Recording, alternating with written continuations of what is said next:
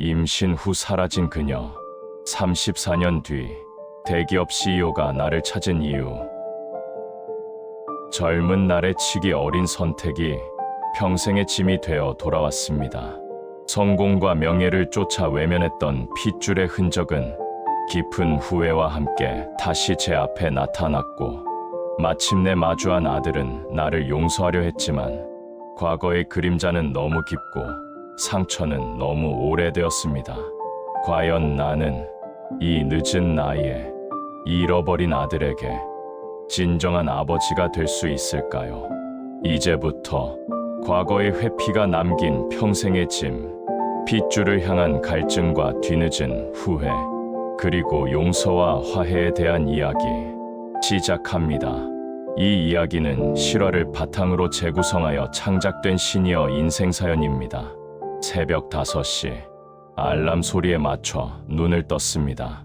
휴대폰에서 울리는 알람 소리가 이제는 제 맥박처럼 느껴질 정도였지요.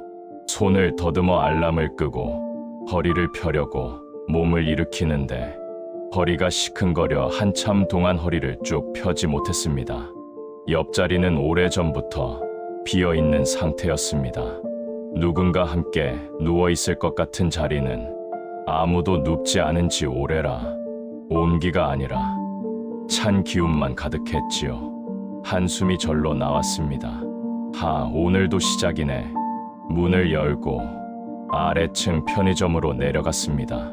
제가 사는 집도 제가 운영하는 편의점도 전부 이 낡은 3층짜리 건물 안에 있었지요.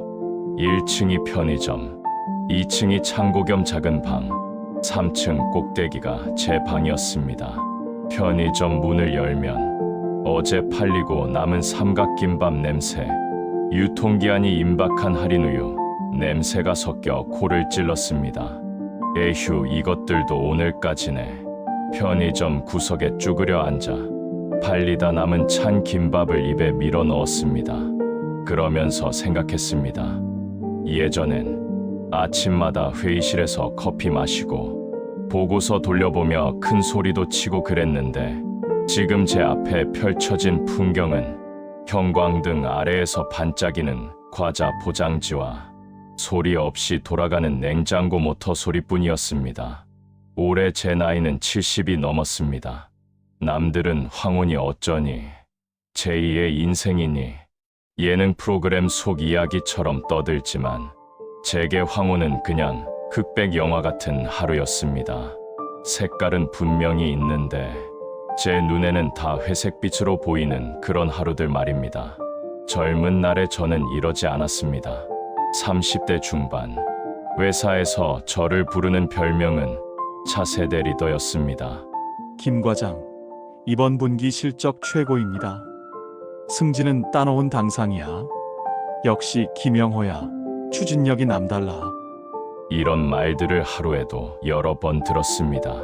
당시 저는 그 칭찬들이 마치 제 존재의 증명인 것처럼 느껴졌지요. 야근 당연했습니다. 주말 출근 오히려 좋다 싶었습니다. 쉬는 시간 따위는 사치라고 생각했지요. 그때 만난 사람이 있었습니다. 같은 층 다른 부서에서 일하던 미스 김. 사람들은 그녀를 그렇게 불렀습니다. 환하게 웃는 얼굴, 말끝마다 그럼요, 할 수 있어요. 라고 말하던 밝고 따뜻한 여자였습니다. 김 대리님, 점심은 제대로 드시고 일하세요. 이렇게 커피만 드시면 속 버려요. 그녀는 종종 제 책상 옆에 도시락을 하나 올려놓고 슬쩍 가버리기도 했습니다. 그럴 때마다 저는 그래도 세상에 나를 챙겨주는 사람이 있구나 하는 이상한 안도감을 느꼈지요. 그러면서도 머릿속 한켠에선 이런 생각을 하고 있었습니다. 내 인생에서 가장 중요한 건 성공이다. 감정은 나중 문제다. 1년 정도 그녀와 만났습니다. 퇴근 후 남들 눈 피해서 회사 근처가 아닌 조용한 골목 식당에서 밥을 먹고 주말마다 영화도 보고 가끔은 한강변도 걸었지요. 그녀는 자주 말했습니다. 영호 씨, 언젠가는 같이 사는 집에서 아침에 눈 떠보고 싶네요. 그 말이 나쁠 리 없었지만 저는 그때마다 속으로 선을 그었습니다. 결혼, 아이, 지금 내 인생 속도가 멈춰버릴 텐데 그러던 어느 날이었습니다. 그녀가 쪽지를 하나 건네더군요. 퇴근 후에 집 앞 레스토랑에서 꼭 봐요. 할 말이 있어요. 그날 그녀의 표정이 어딘가 달라 보였습니다. 긴장된 듯 그러면서도 단단한 얼굴이었지요. 저녁 8시 레스토랑 구석 자리에 앉았을 때 그녀가 떨리는 목소리로 말했습니다. 나 아기 가졌어요. 그 순간 제 심장은 얼음처럼 차갑게 굳었습니다. 테이블 위에 놓인 물잔이 손에 잡히지도 않았습니다. 머릿속엔 별의별 계산이 다 돌아갔습니다. 지금 이 타이밍에 아기라니, 승진은, 프로젝트는, 내 인생 플랜은. 저는 제일 먼저 그녀의 얼굴이 아니라 제 커리어부터 생각했습니다. 지금 돌아보면 정말 짐승만도 못한 생각이었지요. 그녀는 조심스럽게 웃으며 말했습니다. 당장 결혼 이야기 꺼내려는 거 아니에요. 그냥 우리 함께 키워볼 수 있을까 해서. 그때 저는 눈도 제대로 맞추지 못하고 말했습니다. 미안하지만 나는 아직 그럴 준비가 안 됐어. 준비가 안 됐다. 그 말은 사실 책임질 생각이 없다는 뜻이었지요. 그날 이후 저는 연락을 끊었습니다. 전화가 와도 받지 않았고 문자가 와도 지웠습니다. 회사에서도 일부러 마주치지 않으려고 사무실 동선을 바꾸기도 했습니다. 어느 날 그녀가 회사 앞까지 찾아왔습니다. 영호 씨, 잠깐만 얘기해요. 저는 고개를 돌렸습니다.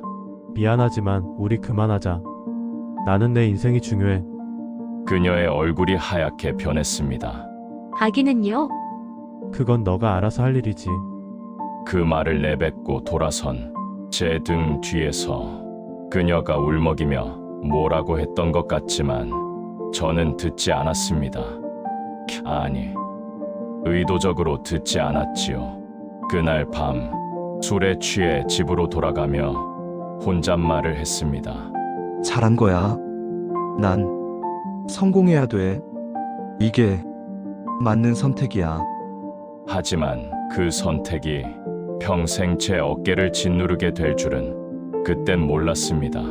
그 뒤로 저는 더더욱 일에 파묻혔습니다.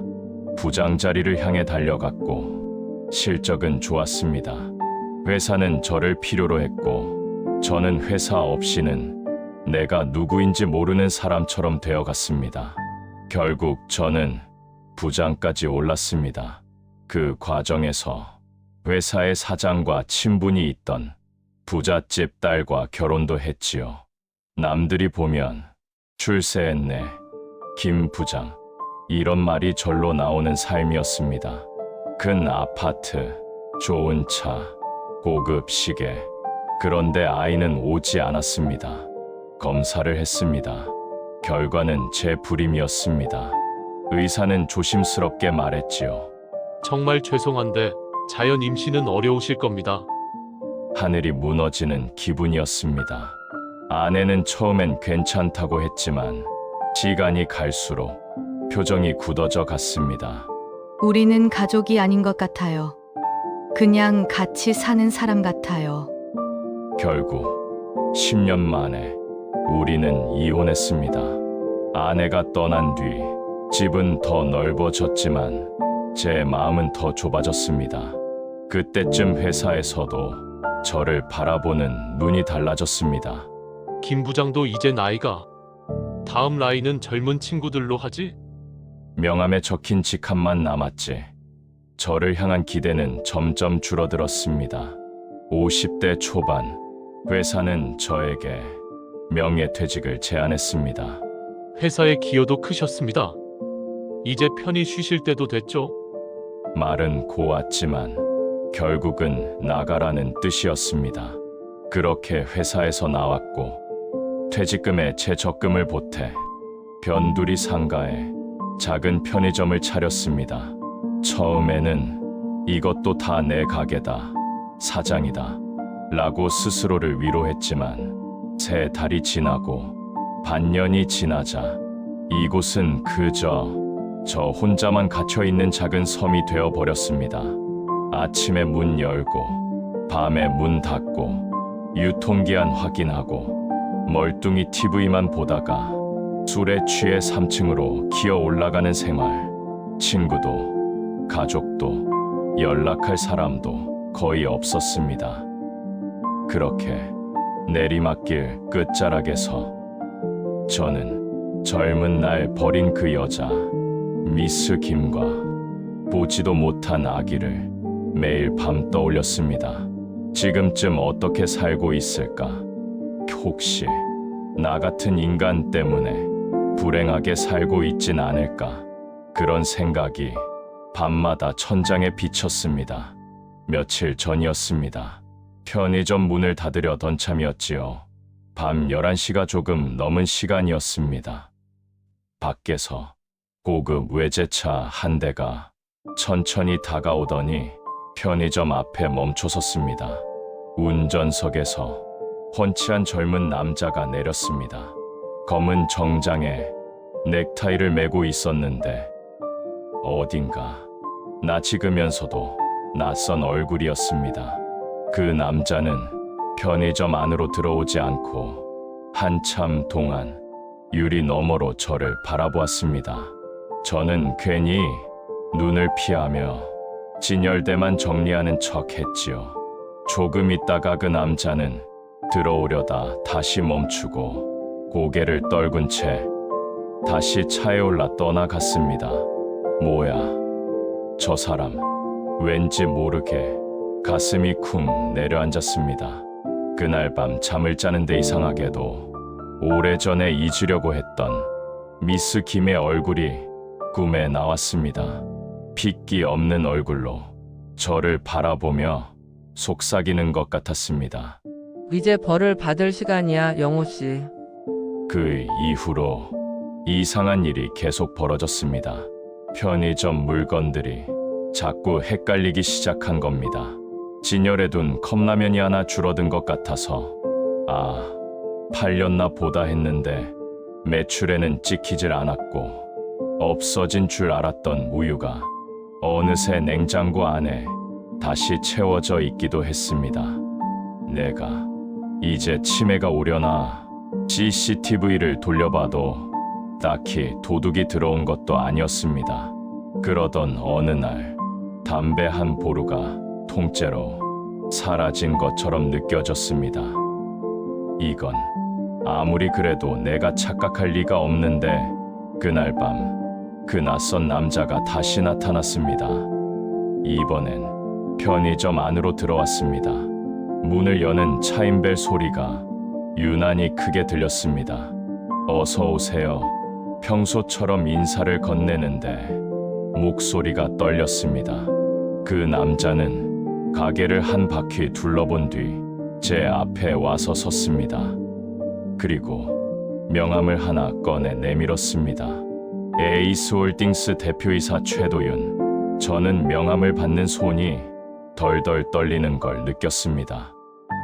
에이스홀딩스라면 뉴스에서 몇 번 본 잘 나가는 IT 기업이었습니다. 무슨 일로 오셨습니까? 담배 사러 왔습니까? 아니면 점검? 제 말투는 의심과 경계심이 잔뜩 묻어났습니다. 그 젊은 남자는 가볍게 웃으며 말했습니다. 사기는 아닙니다, 아버지. 아버지. 그 한마디에 내 머릿속이 순간 새하얗게 변했습니다. 지금 뭐라고 했소? 저는 최도윤입니다. 어머니 성을 따랐고요. 어머니 이름은 최미선입니다. 최미선, 미스 김의 이름이었습니다.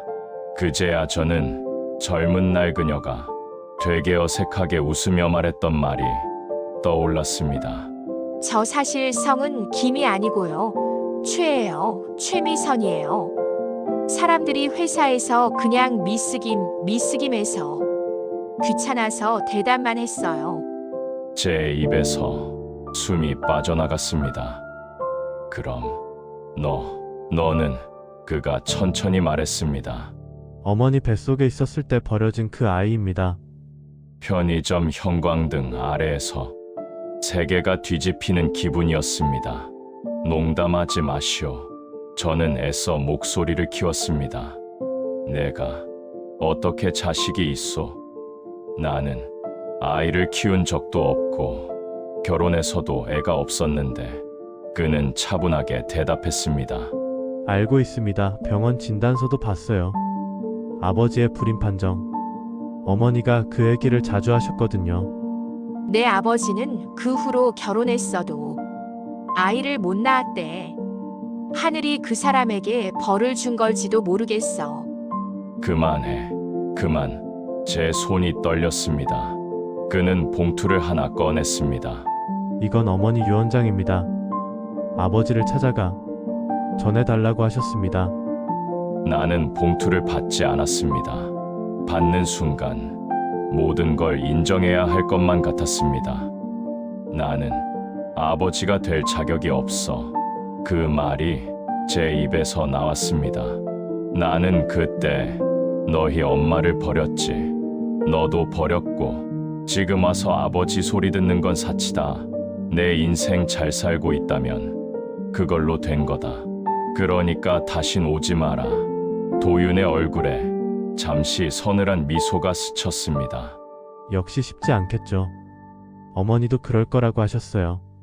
하지만 제가 이 말은 꼭 전해달라고 부탁받았습니다.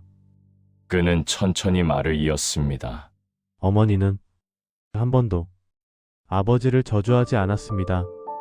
그 사람도 자기 나름의 사정이 있었겠지. 인생이란 게 마음대로 안 되는 거야. 늘 이렇게 말씀하셨어요. 대신 어머니는 이렇게 덧붙이셨습니다. 도윤아, 네가 살다가 한 번쯤이라도 힘들고 무너진 날이 오면 혹시 그 사람에게 나도 당신 덕분에 살아왔습니다 라고 말할 수 있는 날이 오면 그때는 미워하는 마음보다는 조금 불쌍한 마음으로 한 번만 더 봐줘. 저는 더 이상 듣고 있을 수가 없었습니다. 돌아가. 나는 그렇게까지 좋은 사람이 아니다. 네 어머니가 나를 너무 잘 포장한 거야.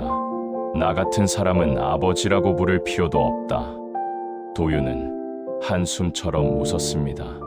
그래도 한 번쯤은 보고 싶었습니다. 어머니가 평생 사랑했고 평생 기다렸던 그 사람을요. 그는 더 이상 아무 말도 하지 않고 편의점을 나갔습니다. 문이 닫히는 소리가 유난히 크게 들렸습니다. 그 후로도 그 젊은 남자는 가끔 편의점 앞을 서성였습니다. 어떤 날은 차에서 내리지도 않고 멀리서 한번 바라보다 간 적도 있었고, 어떤 날은 편의점 안으로 들어와 물 한 병만 사서 말없이 나가기도 했습니다. 저는 그가 올 때마다 괜히 화를 냈습니다. 왜 자꾸 오는 거야? 그냥 네 인생 살면 되지. 나 같은 늙은이한테 얽히지 말라고. 그럴 때마다 그는 조용히 대답했습니다. 걱정 마세요. 한 번에 다 용서할 생각 없습니다. 그냥 어머니가 보고 싶어 할 것 같은 아버지 모습이 궁금해서요. 그런 대화가 오고 가던 어느 날, 저는 이상한 점을 한 가지 발견했습니다. 재고 정리를 하다가 담배 한 보루가 애매하게 숫자가 맞지 않는 겁니다. 이거 내가 잘못 센 건가? 그래서 CCTV를 확인했습니다. 빠른 재생으로 돌려보는데 어느 순간 화면 속에서 도윤이가 담배 진열대를 한참 바라보다가 자기 가방에서 무언가를 꺼내 육개장 컵라면 박스 뒤에 살짝 넣어두는 모습이 보였습니다. 그건 제 담배가 아니라 새 보루였습니다. 또 다른 날짜의 영상을 돌려보니 그는 우유가 바닥날 때쯤 편의점에 들어와 카운터에 아무 말 없이 돈을 두고 우유 상자를 내려놓고 나가기도 했습니다. 그제야 사라졌다. 다시 생겼던 물건들의 정체가 모두 이해되었습니다. 아들이 나를 도와준 거였네. 도와줄 이유도 없고 도와달라 한 적도 없는데 도윤은 뒤에서 저를 챙기고 있었던 겁니다. 그 사실을 알게 되자 가슴 한구석이 이상하게 뜨거워졌습니다. 어느 날 오후였습니다. 손님도 뜸하고 가게 TV에서 뉴스 소리가 나오고 있었습니다. 오늘의 경제 뉴스입니다. 최근 주목받던 IT 기업 에이스홀딩스가 경쟁사와의 기술 특허 소송으로 큰 위기를 맞고 있다는 소식입니다. 에이스홀딩스의 최도윤 대표는 이번 사태에 대해 어이없는 주장이라며 반드시 승소해서 의심을 해소하겠다고 말했습니다. 저는 손에 들고 있던 계산기를 떨어뜨렸습니다. 화면 속에 도윤의 얼굴이 나왔습니다. 단정한 정장 차림이었지만 눈 밑이 퀭하게 파여 있었고 입술이 굳어 있었습니다. 기자는 계속 말했습니다.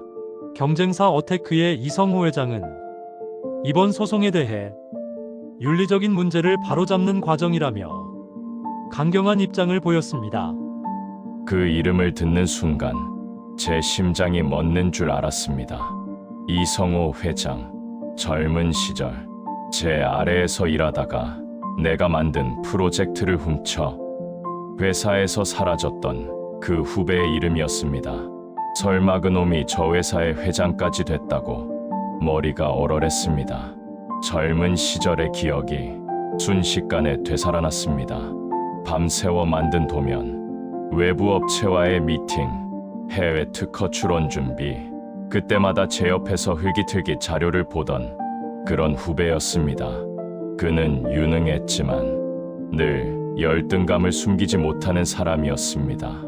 어느 날 프로젝트 핵심 파일이 통째로 사라졌고 그는 그날 이후 회사에 나오지 않았습니다.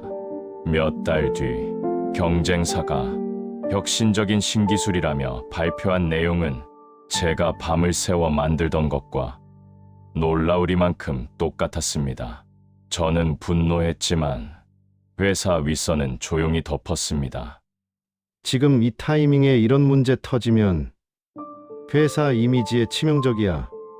김 부장, 그냥 넘어가자고.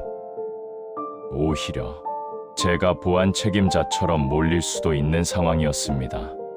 그래서 당시 제가 가지고 있던 개인 노트들과 초안 자료들, 녹음해 놓았던 회의 내용을 집에 가져와 박스 하나에 넣어 그대로 묻어두었습니다.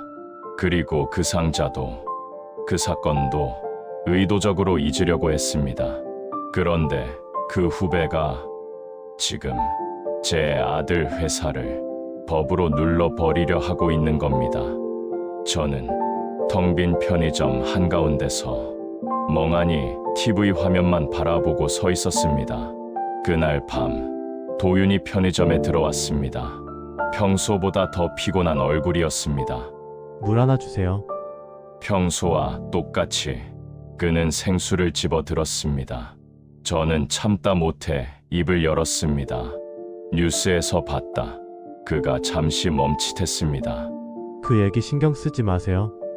말투가 차가웠습니다. 괜찮냐? 괜찮습니다. 어차피 제 업무 중에 하나입니다. 아버지께서 신경 쓰실 일 아닙니다. 신경 쓰신다고 해결될 문제도 아니고. 그 말에 입을 닫을 수밖에 없었습니다.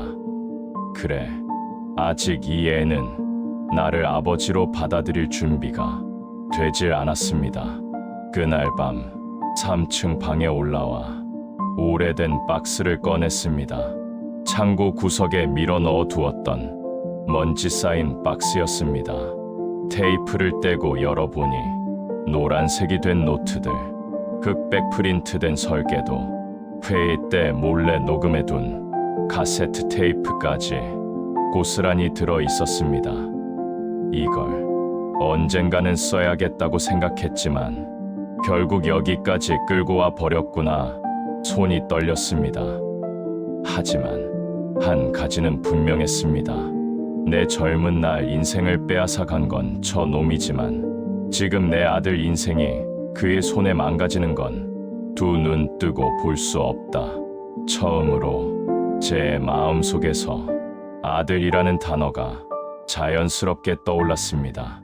아들은 어떤 말도 하지 않았지만 나는 조용히 움직이기 시작했습니다. 며칠 뒤 저는 약속도 없이 경쟁사 본사를 찾아갔습니다. 보안 요원이 막았지요. 어디 오셨습니까? 이성호 회장 좀 보러 왔습니다. 김영호라고 전해 주시오. 예전에 같이 일하던 사람이라고. 잠시 후 비서가 내려왔습니다. 회장님께서 올라오시랍니다. 엘리베이터 안에서 손에 든 가방이 유난히 무겁게 느껴졌습니다. 초고층 건물 마지막 층에 도착하니 회장실 문 앞이었습니다. 문이 열리고 회장이 앉아있는 모습이 보였습니다. 흰머리가 많이 섞였지만 눈빛은 예전 그대로였습니다. 오랜만이네요, 김 부장. 김 부장. 그는 여전히 저를 부장이라고 불렀습니다. 회장이 다 됐구만. 제가 그렇게 말하자 그는 비웃듯 웃었습니다. 뭐 다 각자의 길이 있었으니까요. 근데 어떻게 지냈습니까? 이혼하신 것까지는 알고 있었습니다. 그냥 뭐 사람 사는 게 다 거기서 거기 아니겠나. 여기는 어떻게 알고 찾아오신 겁니까? 뉴스에서 에이스홀딩스라는 IT 기업과 기술 특허권 가지고 소송 중이라고 나오는데 우리 후배 회장님 얼굴이 나오더라고. 하하, 그랬군요. 그래서 오신 용건은요? 에이스홀딩스 CEO가 내 아들일세. 에이스홀딩스의 최 대표가 선배님 아들이라고? 세상에 이런 경우가 생기네요.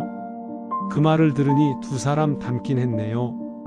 우리 선배님 젊은 시절을 아는 사람들은 그 말을 믿겠어요. 불임 때문에 이혼하신 거 다 알고 있는데 무슨 아들이 있어요? 그는 마치 내가 용돈이나 얻어가려고 자기를 찾아왔다고 생각하는 것처럼 느껴졌습니다. 아들과 나 사이에 사연이 있네. 이 말을 하면서 갑자기 울컥했습니다. 이성호는 제가 에이스홀딩스 대표가 아들이라고 하니 갑자기 저에게 적대감을 느끼는 듯 했습니다. 그래서 용건이 뭔데요? 나는 조심스럽게 용건을 말했습니다. 소를 취하해 주었으면 하네. 이성호가 없어지고 난 후 20년이 넘는 동안 서로 연락도 안부도 모르고 지낸 사이인데 갑자기 나타나서 경쟁사와의 소송을 취하하라고 하니 무슨 영문인가 했나 봅니다. 선배님, 이 건은 우리가 무조건 이기는 게임이야. 선배가 끼어들 문제가 아니라고. 그 말에 제 가슴이 쿵 내려앉았습니다. 저는 가방에서 노트와 서류들을 꺼냈습니다. 이 서류들을 좀 봐주겠나? 이게 뭔지 알겠지. 그는 대수롭지 않게 넘기다가 점점 눈빛이 바뀌었습니다.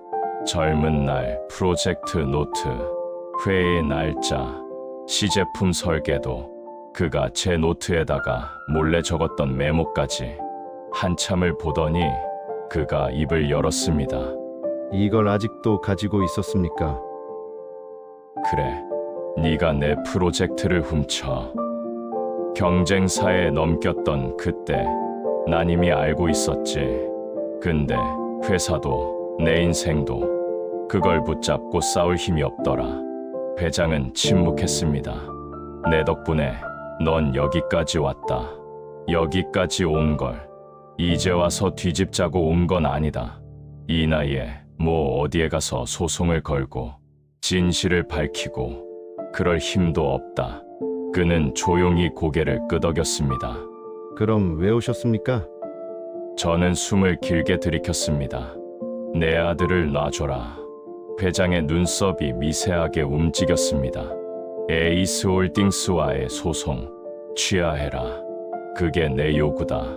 이 자료를 세상에 내놓지 않는 대신 회의장 안공기가 한순간 멈추는 것 같았습니다. 그럴 이유가 있습니까? 저는 눈에 힘주어 말했습니다. 에이스홀딩스 대표는 못 믿겠지만 나의 하나밖에 없는 진짜 아들이라네. 자네도 이 자료가 세상에 알려지면 이 회사 주가도 곤두박질 칠 것이고 자네도 과거의 행동에 대해 사회적으로 파장이 클 텐데. 그는 입술을 파르르 떨면서 저를 응시했습니다. 당신 협박하는 겁니까? 아니야, 그냥 협상이다. 내 젊은 날 인생, 내가 훔쳐간 거 인정해라. 그것 때문에 너는 성공했고 나는 나락으로 떨어졌다. 그것까지는 이제 와서 뭐라 하고 싶지 않다. 근데 이제 내 아들까지 내 앞에서 무너지게 하는 건 보고 있을 수가 없다. 회장은 한참 동안 저를 쳐다보았습니다. 아들은 이 사실을 알고 있습니까? 아니, 그 애는 내 과거도, 내 죄도, 너의 과거도 모른다. 나는 아버지라는 자리에서도 도망쳤던 놈이다. 그래서 이건 내 몫이라 생각했다. 회장은 길게 숨을 내쉬었습니다. 기자들한테 이 자료를 흘리면 나는 과거의 남의 프로젝트를 훔쳐 창업한 도둑이 되는 거죠. 그렇겠지. 당신은요? 난 젊은 날 후배에게 아이디어를 빼앗기고 그로 인해서 인생 망가지고 지금은 변두리에서 편의점 하는 노인이 되는 거고. 그 말에 회장은 쓴웃음을 지었습니다. 알겠습니다. 김명호 씨, 소송 취하합시다. 대신 이 자료는 원본을 나에게 주세요. 소송 취하 서명 마치면 원본을 가져다 주겠네. 그리고 우리 둘 다 과거에 대해선 조용히 묻는 걸로 하지. 그렇게 우리의 대화는 끝났습니다. 며칠 뒤 법무팀에서 연락이 왔습니다. 소송 취하 합의 서류 서명 자리에 김영호 씨도 증인으로 참석하십시오. 저는 조용히 동의했습니다. 도윤에게는 아무 말도 하지 않았습니다. 그날 소규모 회의실에 저와 경쟁사 회장, 양측 법무팀 몇 명이 앉았습니다. 책상 위에는 소송 취하 및 상호 불개입 합의서가 깔끔한 글씨로 올려져 있었습니다. 자, 여기에 서명하시면 됩니다. 회장이 먼저 사인을 했고 법무팀이 나에게 펜을 건넸습니다. 그 순간이었습니다. 회의실 문이 열리며 아들이 들어왔습니다. 제가 와야 되는 자리 아닙니까? 정장을 입고 여유 있는 모습이었습니다. 저는 손에 쥔 펜을 떨어뜨렸습니다. 도윤아, 그는 저와 회장을 번갈아 보며 말했습니다. 이게 무슨 자리입니까? 에이스홀딩스 대표는 전데 왜 이분이 대표로 서명을 하는 겁니까? 회장이 씁쓸하게 웃었습니다. 최 대표, 아버지가 참 대단한 사람이더군. 네? 무슨 뜻입니까? 아들은 영문을 몰라 했습니다. 저는 말했습니다. 그만해라. 이건 내 일이다. 네가 알 필요 없다. 도윤은 눈을 치켜뜨며 말했습니다. 아버지 일? 전 아무것도 모릅니다. 저희 법무팀에서 갑자기 소송이 취하된다고 해서 어떤 조건인지 확인하러 온 겁니다. 근데 왜 아버지가 여기 있는 겁니까? 회장이 그 말을 받았습니다. 조건은 간단해요. 우리는 소송을 취하하고 에이스홀딩스의 기술 유출건에 대해 다시는 건드리지 않을 겁니다. 도윤은 영문을 몰라 했습니다. 그게 무슨... 제가 급히 말했습니다. 그만해. 내가 설명하마. 도윤아, 젊을 때 이 회장은 내가 다니던 회사의 후배였고 내가 큰 프로젝트 하나를 했었다. 회사의 미래라고 불리던 일이지. 그런데 이 회장이 그걸 몰래 빼내서 경쟁사로 가버렸다. 그 덕에 이 사람은 성공했고 나는 명퇴를 하게 된 사건이 있었다. 도윤이 회장을 노려보았습니다. 진짜입니까? 회장은 피하지 않았습니다. 그래요. 최 대표 아버지 프로젝트를 내가 훔친 건 맞아요. 하지만 그걸 들고 싸우지도 못하고 조용히 물러난 건 선배님 선택이기도 했지. 도윤은 다시 저를 보았습니다. 왜 지금까지 얘기를 안 하셨어요? 제가 웃었습니다. 그걸 무슨 자랑이라고 말하겠냐. 내 인생이 망한 변명처럼 들릴 텐데. 도윤의 눈가가 붉어졌습니다. 그리고 왜 저에게 한마디 상의도 없이 여기 와서 이런 일을 하시는 겁니까? 그 질문에 저는 숨을 한번 깊게 들이켰습니다. 내가 너한테 해줄 수 있는 게 이거밖에 없어서 그랬다. 네가 태어났을 때 곁에 있어주지도 못했고 너를 안아본 적도 없고 내 손잡고 학교 보낸 적도 없다. 아니, 너의 존재조차 모르고 살았다.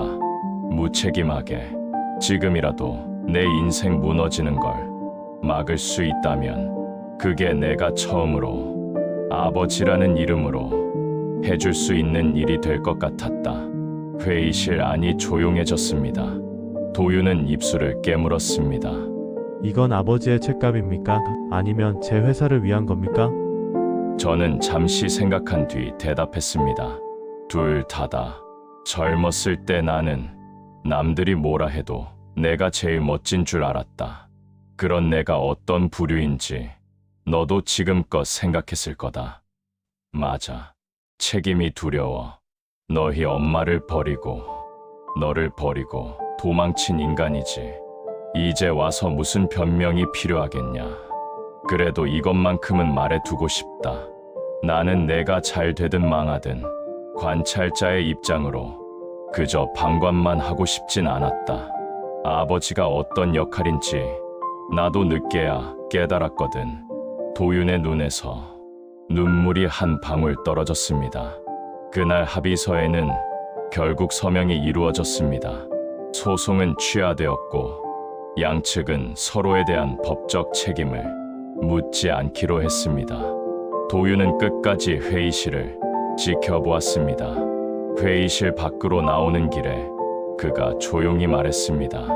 아버지, 고맙다고 해야 하는데 선뜻 그 말이 나오지 않네요. 나는 말했습니다. 아까도 말했듯이 이게 내가 처음으로 아들에게 해줄 수 있는 일이니까. 내가 지은 죄가 이렇게 해서 조금이라도 용서가 된다면 지옥에 가더라도 편할 것 같다. 도윤은 고개를 숙였다가 천천히 들었습니다. 어머니가 이런 날이 올 거라고 했었습니다. 언젠가 네 아버지가 늦게라도 나타나 무언가를 해줄지도 모른다. 절대로 우리에게 기대고 그럴 사람이 아니라는 걸 한 번만 생각해줘라. 저는 그녀 생각에 눈물이 핑 돌았습니다. 너희 엄마는 끝까지 나를 사람으로 봐줬구나. 도윤의 입에서 조용히 한마디가 나왔습니다.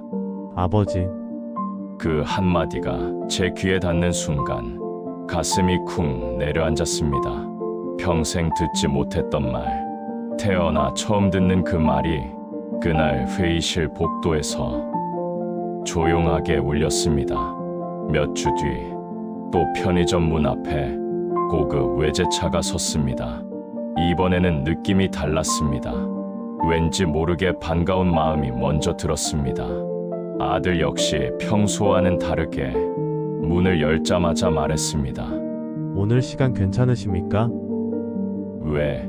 어머니한테 같이 가주실 수 있습니까? 저는 잠시 아무 말도 하지 못했습니다. 그러고는 천천히 고개를 끄덕였습니다. 자동차를 타고 도시 외곽의 납골당에 도착했습니다. 하얀 벽면에 작은 칸들이 줄지어 있었고 그 안에 사람들의 이름이 빼곡히 적혀 있었습니다. 최미선. 그 이름을 보는 순간 다리가 풀리는 줄 알았습니다. 도윤이 작은 꽃다발을 올려놓고 말했습니다. 어머니 왔습니다. 그리고 아버지도 같이 오셨습니다. 저는 납골당 앞바닥에 무릎을 꿇었습니다. 미선아, 목구멍이 막혀 말이 나오질 않았습니다. 미안해요. 정말 미안해요. 당신을 버리고 도망친 것도, 아이를 버린 것도, 그리고 당신을 다시 찾으러 가지 않은 것도 눈물이 주르르 볼을 타고 흘렀습니다. 그래도 당신 아들 잘 키웠어.